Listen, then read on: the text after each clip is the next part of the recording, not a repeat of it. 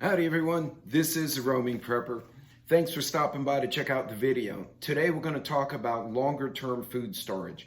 There are a lot of options you can pursue doing it yourself as well as buying it commercially. So we're going to look at some commercial options as well as some DIY options. In light of the inflation going on, in light of the supply chain, it's in our best interest to at least make some effort to have some kind of food ready, even if it's just a week, depending on your budget. I'll be right back and we'll talk a little more about it.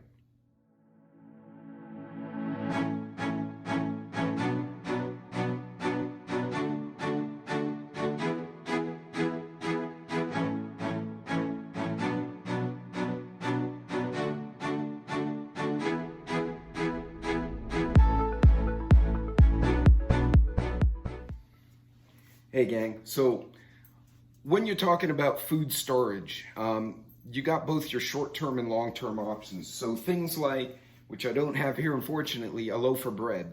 If you freeze it, that's more shorter-term option, right? Although they will last for months if you do it right.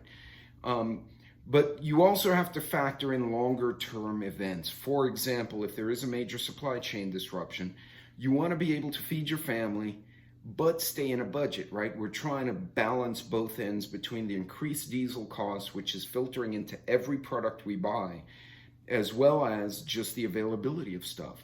So there are a few options that we want to talk about. First of all, don't forget to like and subscribe. And if at the end of the video, you do have technical questions for me, feel free to reach out. Let me know what those questions are, and I'll try to answer them as honestly and as quickly as I can. However, let's continue with the conversation.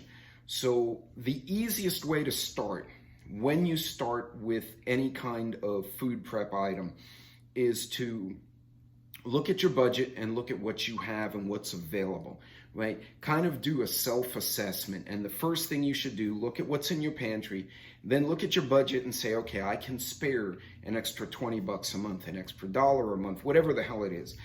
Try to fit it reasonably where you need it to be. Okay, that's the first thing. Do your assessment. Also take into account any special requirements from your family members. For example, if you have someone who's allergic to lactose, right? Milk and powdered milk can be relatively cheap. But if you have to get Lactaid, that's a little more. If you have to get something special like soy, that's a little more pound for pound or ounce per ounce versus classic dairy milk. So you need to understand what your needs are, if there are any special needs in the family, as well as what may be available in the market and expensive. So do that math. Take the time to plan your purchase. Don't go out in a panic. Instead, kind of look at it and assess. Now, as far as longer term foods, there's several ways you can do it if you want to DIY. Now, I won't get into water bath and pressure canning on this video. If you want to dehydrate your own veggies and store them in the long term, you can actually use a dehydrator. You can pick one up for under 100 bucks in a lot of places. I actually got mine used secondhand from a hunting guy. I cleaned it up and I paid 20 bucks for a $120 machine. It ran great. And I've done stuff like this. What I did, I took frozen bags of peas and carrots from stores like H-E-B, Kroger, whatever your store availability is, Piggly Wiggly.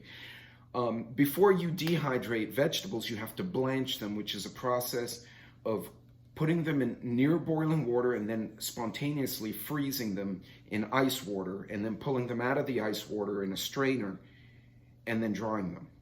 Whereas you could buy a bag of frozen fresh vegetables for about $1, maybe $2, even today with the inflation, and they are already blanched. In order for them to do the freezing and cutting process, they had to blanch them. So they're pre-blanched. So what I did, I put these, and the dehydrator should come with instructions, but you can also look online. For vegetables like this, it's 12 to 15 hours at 135 degrees. Because I'm at a higher elevation than I was when I was down on the coast, I'm up in the hill country now, I actually had to go on the higher end and went to 18 hours. You can't over dehydrate something if it's prepared properly, right? It just pulls more moisture. And what I've done, I actually dehydrated peas and carrots. And as you can see, these have been in storage for a bit now.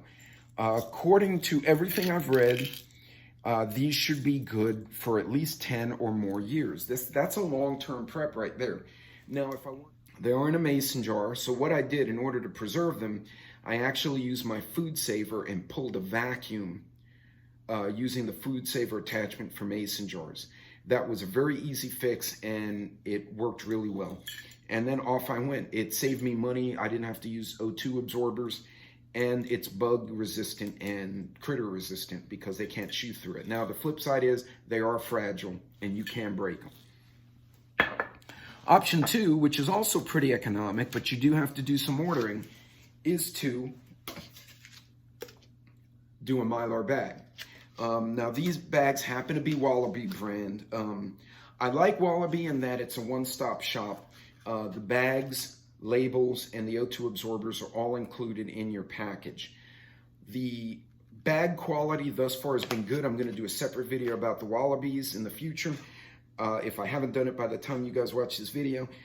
However, I found that the O2 absorbers in both packages I've opened have been lacking.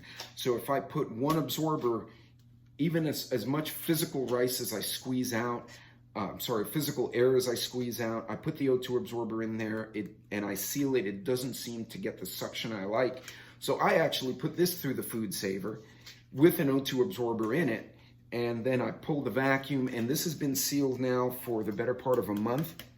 As you can see, it has rice. I put the label with my terrible handwriting, what it is, how many or what quantity, 8 cups, how to make it. So in an Instant Pot, it's a 1-to-1 ratio, water to rice. If I'm boiling it for this particular brand, it's 2-to-1, and then slow simmer, and the date I stored it. Stored like this, according to Wallaby and a few other sources, it should last 15 to 20 years. Rice is a great staple. It's cheap for the most part. It's readily available. It contains carbs, proteins, vitamins, and you can mix it into other products. Now, your last option is to buy a pre-made commercial long-term food. Now you're talking about a price point that's higher than the other two options, but it's also commercially made and it's easy to get your hands on, and it's also easy to pick up and go. Whereas if I tried to transport a bunch of mason jars in an emergency, if I had to flee my house, say because of a fire, that would be problematic. Now, this particular pack is called the 72-hour pack. They do have individual packs as well as multi-packs. I've used Mountain House. It's a good brand. I've used Augustin Farms. It's a good brand. I think Mountain House is a little better than Augustin, but that's a me thing. I actually like these the best, but you may not. That's going to be a personal preference. Some folks have told me, I don't like their stuff. I like the other guy. That's fine. Find what fits in your budget and fits the criteria. And that's where that homework you did on the front end really becomes important. Now, this particular one has a mix. So as you can see, I'm trying to read this backwards now, but you have brown sugar, you have cheesy macaroni, teriyaki rice, you have a little mix of stuff. Now remember, if it's a stored food, you're gonna have a bunch of chemicals and a lot of sodium in it. So that's the drawback, is if you have someone who's suffering from high blood pressure, may be allergic to gluten, you're gonna have to go out of your way to find something that is commercially made that's gluten-free, or with whatever content you do or don't want. And that can become a challenge. But this also makes a great Christmas gift if you know someone who lives in a hurricane or tornado area. You're like, hey, here's your sweater and here's a ReadyWise, go away. And we'll leave it at that. But, so you do have a lot of options. Some of these, this is super economic. You could get a 20-pack of bags. I believe it was 15 bucks, 20 bucks. So again, bags, those tend to be cheaper. I'm a fan of using the food saver. Some folks are not. I will do a video on how to use a food saver with the Wallaby bags or with any Mylar bag. Again, Wallaby's a little higher price point, but I like the quality. If you shop around, you can probably find something a little better for you. But remember, sometimes you get what you pay for. So I encourage you, if you have the time, test a few different products. Same as this. These were mason jars I had available for another project that didn't pan out. So I used it to dehydrate veggies and stuck them in here. You can also put rice in the mason jars. So if you have something you can store your food in, don't buy Mylar bags if you already have mason jars, or vice versa, if you can avoid doing it. There are going to be some things like hot foods. If you're pressure or water bath canning, obviously you need a jar. You can't do that with a Mylar bag. That should go without saying. And lastly, you have your commercial options, the ReadyWises, the Mountain House, the Augustin Farms. I actually have a mix of them. I have ReadyWise, Augustin, Mountain House. I'm a little partial to these guys. They've worked with me in the past, and I've used the product in the field and I like it, but the other ones are not bad. Find what works for you. I think this is the most important thing. A lot of video and content creators will be like, you must buy brand X or you will die. No. Buy what fits and buy what you can afford that will help you. Remember, prepping is about getting through a hardship, whatever the hardship may be. Guys, do your homework up front. See what you have, how much room you have, how much time you have, and what money you can spare. And then make sure whatever you buy fits the criteria for your family. If nobody has an allergy, nobody is gluten intolerant or whatever, great. You have a wide variety of options. You have someone who's diabetic, you have someone who's gluten allergic, you have someone who has high blood pressure and can't consume salt. Now you got to get a little more creative. There are options, they're affordable, but you got to look for them. So do some homework. In any case, ladies and gentlemen, that concludes this video. I hope it was helpful for you. Do not forget to like and subscribe. If you want to share on your channel, I would be much appreciated, but not necessary. And again, take care of yourselves, stay on budget. If something I've shown you is not in your budget, don't freak out, find another option. There are always options.